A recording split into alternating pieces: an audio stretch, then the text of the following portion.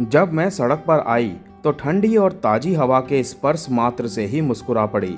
तभी मेरी नज़र एक ज्योतिष केंद्र पर पड़ी तो वहां जाने से मैं खुद को रोक न सकी। अपने आप ही मेरे कदम उधर बढ़ गए। मैंने देखा वहां भीड़ नहीं थी। वैसे तो ज्योतिष पर मुझे विश्वास नहीं था, पर अब थोड़ा थोड़ा यकीन होने लगा था। मेरे ख्याल से व्यक्ति ज्योतिष, ईश्वर, मंदिर आदि पर तभी विश्वास करता है जब उसके सामने अपनी रक्षा का कोई अन्य उपाय नहीं होता है। वो चारों तरफ से निराश हो जाता है। मेरी स्थिति कुछ ऐसी ही थी। ईश्वर के प्रति अगाध प्रेम मन में उमड़ आया था। जैसे ही मैं उस ज्योतिष केंद्र में दाखिल हुई, ज्योतिषी मुस्कुराकर बोला, आइए आइए, मैं देख रहा हूँ आपका जीवन काफी मुसीबतों से गुजर रहा है। ज्योतिष के प्रति मेरी श्रद्धा और भी बढ़ गई। कोई जान ना पहचान और मुझे देखते ही उसने सच्चाई बता दी थी। मैंने कहा, पंडित जी, क्या हाथ की रेखा भी देखते हैं आप? मैं सिर्फ हाथ ही नहीं बल्कि मस्तक की रेखाएं भी देखता हूँ।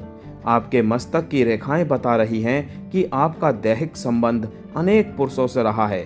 पहले आपको इसमें रुचि थी, पर अब नहीं है। आप चरित्र की ठीक नहीं हैं, पर मन की बहुत अच्छी हैं। ज्योतिषी के ये कहते ही मैंने हाथ उसकी तरफ बढ़ा दिया। पंडित जी, आप तो मेरे बारे में बहुत कुछ जानते हैं। हस्तरेखाओं पर नजर डालते हुए ज्योतिष बोला, आपके हाथ से कई लोगों का खून हुआ है, लेकिन इसमें आपका कोई दोष नहीं है। आपने जानबूझकर वे खून नहीं किए, बल्कि दूसरों की भलाई के लिए आपने कत्ल किए हैं। आप पर मुकदमा भी चल रहा है। पुलिस आपके पीछे पड़ी है। पुलिस आपको पकड़ने में जल्द ही सफल हो जाएगी। आप किसी एक जगह टिक कर रहने वाली प्राणी नहीं हैं। ज्योतिष इतना कहकर मुझे एक टक घूरने लगा।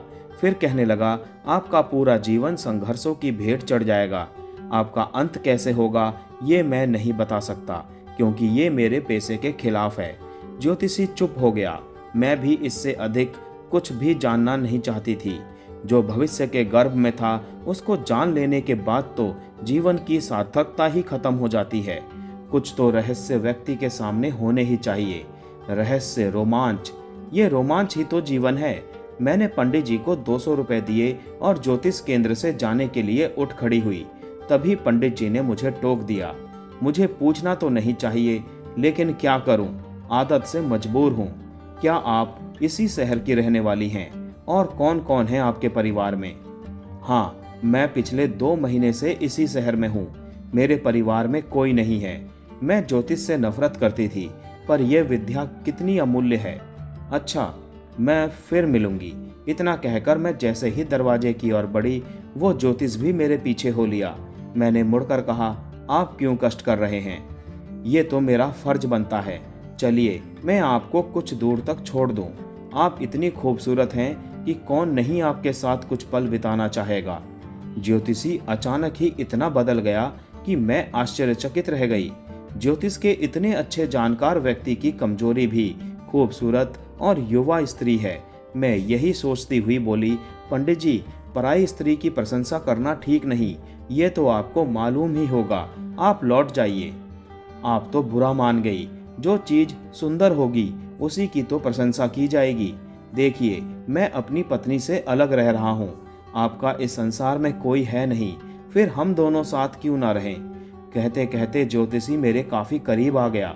मैं सोच रही थी, ये ज्योतिषी सच ही कह रहा है, साथ साथ रहने में बुरा ही क्या है। ज्योतिषी अकेलेपन से शायद ऊब गया है। मैं भी भाग दौड़ की इस जिंदगी से जार जार हो गई हूँ। ये तो मेरे अज्ञातवास का समय है। वैसे भी मेरा अधिकांश समय अय्यास और विलासी मर्दों के साथ गुजरा है। जब मैं एक ज्ञानी पुरुष के साथ रहूंगी तो शायद जीवन का अर्थ समझ में आ जाए। यही सोचकर मैं सहसा ही बोल पड़ी, मैं कल से आपके साथ रहना शुरू कर दूंगी। अब तो आप लौट जाइए। ज्योतिष बहुत खुश हुआ और लौट गया। फिर मैं अगली शाम को उस ज्योतिषी के यहाँ रहने के लिए आ गई। मेरी ये हार्दिक इच्छा थी कि मैं ये जानूं कि कर्म कांड के जानकार लोग कैसे होते हैं, दूसरों को उपदेश देने वाले खुद उसका पालन कितना करते हैं। ज्योतिषी ने कहा, आप बाथरूम में जाकर नहा धोकर पवित्र हो जाइए, फिर हम कुछ ध्यान योग्य की बात करेंगे। मैं नहाने चली गई। कोई 15 मिनट बाद जब बाथरूम से निकली तो देखा ज्योतिषी सिर्फ लंगोट पहने बैठा ध्यान मग्न है। मेरे पैरों की आहट से उसकी आंखें खुल गईं। वो मुस्कुराकर बोला, आप भी वस्त्र उतार ध्यान मग्न हो जाइए। ये सुनते ही मैं आश्चर्य से बोली, क्यों, वस्त्र उतारना क्या बहुत ही जरूरी है? ध्यान में तो ऐसे भी बैठा जा सकता है। नहीं देवी, वस्त्र ऊर्जा के प्रवाह को रोकते हैं, जिससे ध्यान से मन भटकता है। आप निवस्त्र हो जाइए। ज्योतिषी के शब्दों में खींच और कठोरता थी। मैं थोड़ी तल्ख आवाज में बोली, पंडित जी, मैं देख रही हूँ आपका ध्यान से मन भटक गया है। आप ध्यान में लीन नहीं हो पा रहे हैं। आप तो इस समय मेरे साथ मानसिक सहवास कर रहे हैं। मैं ज्योतिष नहीं जानती, पर किसी के मनोभावों को पढ़ना अच्छी तरह जानती हूँ। आप ज्योतिषी के अच्छे जानकार हैं, इसमें कोई शक नहीं, पर आपकी इंद्रियां भी आपके वश में हैं, इस पर मुझे शक है। किसी विद्या को जानना अलग बात है और ध्यान योग की मदद से स्वयं को साधना अलग बात। बड़े बड़े ज्ञानी मुनि भी स्त्री को सामने बैठाकर अपने शरीर को नहीं साध सके, तो फिर आप मुझे अपने आगे निवस्त्र बैठाकर ध्यान योग में लीन कैसे हो सकेंगे? मेरे ये कहते ही पंडित जी आसन से उठ खड़े हुए और मेरे पैरों पर गिर पड़े। मैं अपनी पत्नी से अलग होकर ध्यान योग में लीन होने का अभ्यास कई सालों से कर रहा हूँ, पर जाने क्यों मन नारी देह में ही जाकर घुल मिल जाता है। तुम यदि चाहो तो मेरे सामने का मार्ग प्रशस्त कर सकती हो। वो कैसे पंडित जी? ये कहकर मैं उसे घूरने लगी। मुझे तृप्त करके, मेरी इंद्रियों को यौन सुख का आनंद देकर तुम मेरे भटकाव को रोक सकती हो, लेकिन मैं ही इसका माध्यम क्यों बनूं? आप शादीशुदा हैं, अपनी पत्नी को इसका माध्यम क्यों नहीं बनाते? वो कुरूप है और कुरूपता से मुझे नफरत है। मुझे तो तुम जैसी सेक्सी और खूबसूरत युवा स्त्री की तलाश है। पंडित जी ये कहकर मेरा मुंह देखने लगे। आप तो ज्ञानी हैं। सेक्स का देह से संबंध होता है, मन से लगाव होता है, सौंदर्य से उसका क्या लेना देना है? लेना देना है। आंखों से ही सुंदरता और कुरूपता का बोध होता है, फिर सेक्स का जन्म होता है। जब सुंदर चीजें पसंद आती हैं तो अपनी पसंद मन को बताती हैं और मन उनका इशारा पाते ही शरीर में उत्तेजना भरना शुरू कर देता है। तुम्हारा खूबसूरत बदन मेरी आंखों को भा गया है। मेरा मन पिघल रहा है और शरीर में उत्तेजना एक अजीब सी गुदगुदी भर रही है। क्या मुझ में कोई कमी है जो तुम मुझसे यौन संबंध बनाने में सहम रही हो? पंडित जी के इतना कहते ही मेरी नज़र अनायास ही सामने वाले कमरे की ओर चली गई। पंडित जी तिलमिलाते हुए उठे और उस कमरे का दरवाजा बंद कर दिया।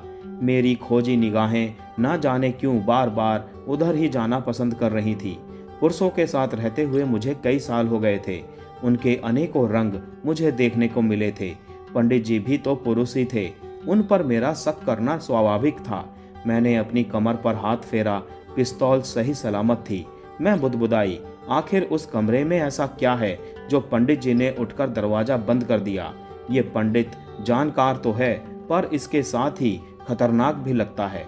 मुझे उस कमरे में जाकर देखना चाहिए कि वहाँ ऐसा क्या है जिसे ये पंडित मुझसे छिपाना चाहता है।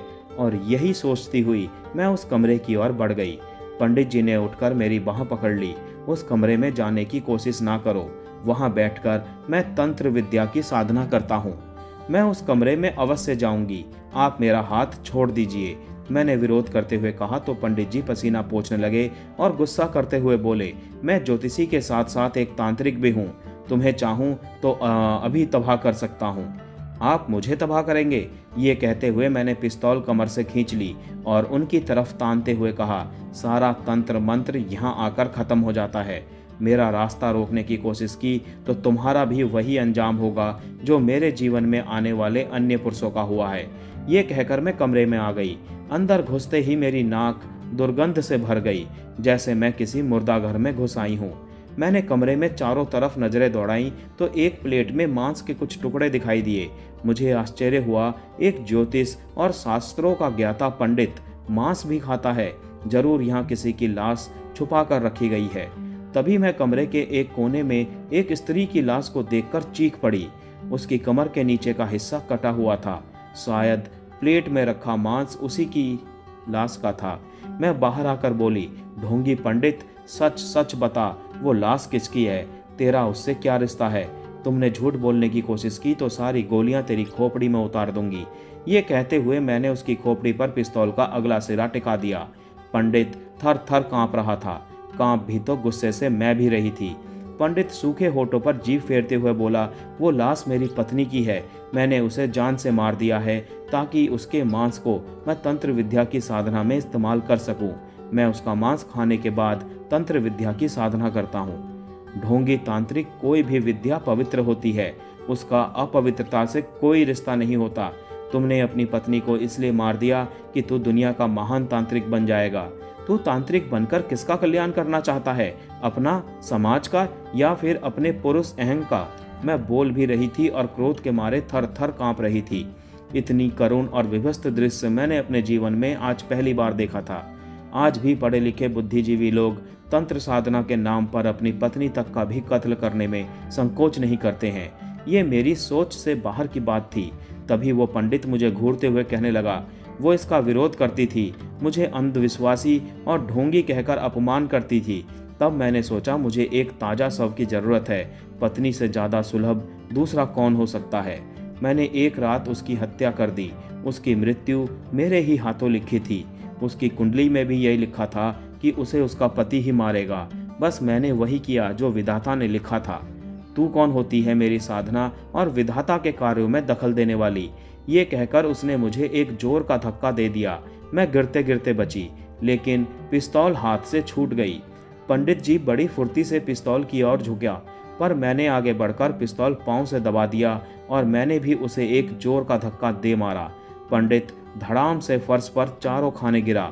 इतने में मैंने पिस्तौल उठा ली और उसे प्यार से चूमा, फिर सारी गोलियां उसके सीने में उतार दी। आज मैंने एक ऐसे व्यक्ति का कत्ल किया था जो समाज को ज्योतिष और तंत्र के नाम पर दीमक की तरह चाट रहा था। पिस्तौल से निकली गोलियों की आवाज मेरी परेशानी का कारण बनती, इससे पहले ही मैं वहां से भाग निकली। दोस्तों, ये भाग तो यहीं समाप्त हो रहा है, लेकिन अगला और 16वां भाग आपको तुरंत मिलेगा आज शाम को।